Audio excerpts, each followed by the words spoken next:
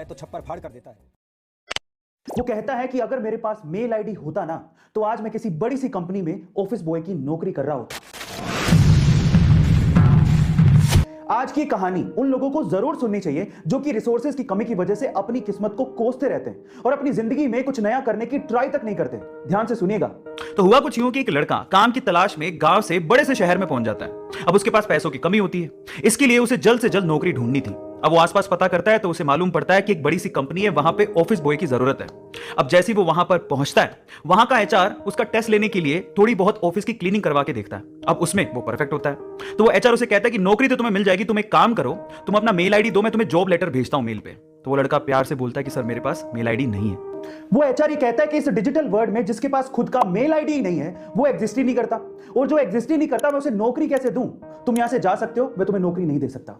वो लड़का निराश हो जाता है, लेकिन सरवाइव तो करना था। गांव से आखिरकार घर छोड़ के आया है। उसके जेब में ना 100 रुपए थे। अब वो क्या करता है, सामने उसे एक सुपरमार्केट दिखाई देता है, वो वहां पे जाता है और सुपरमार्केट से 100 रुपए में टमाटर खरीदता है और घर घर जाकर उन टमाटरों को बेचता है और 100 रुपए से उसके पास 200 रुपए इकट्ठे हो जाते हैं। अब वो बैठ के सोचता है कि यहां पर शहर में जो लोग हैं ना वो इतने व्यस्त हैं कि वो सुपरमार्केट जाके शायद टमाटर भी नहीं खरीद सकते या रोजमर्रा की चीजें नहीं खरीद सकते।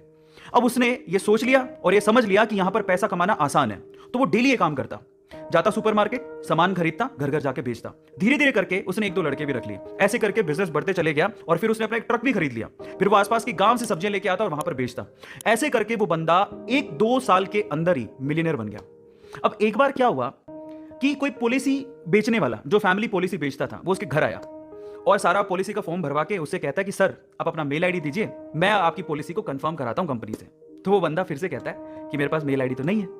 तो वो पॉलिसी वाला जो पॉलिसी बेचने आया था वो इस बंदे को कहता है कि सर इस डिजिटल वर्ल्ड में अगर आपके पास मेल आईडी होता तो आप कहां के कहां होते, आपका बिजनेस कहां का कहां पहुंच जाएगा, सर मेल आईडी तो रखिए। तो वो प्यार से जवाब देता है। वो कहता है कि अगर मेरे पास मेल आईडी होता ना तो आज मैं किसी बड़ी सी कंपनी में ऑफिस बॉय की नौकरी कर रहा होता। इसीलिए आपके पास अगर रिसोर्सेज नहीं है तो उसका रोना बंद करिए और आपके पास जो है उसकी कीमत को समझिए और वहीं से ही पैसे कमाने की और आगे बढ़ने की कोशिश करिए, रास्ता अपने आप मिलेगा।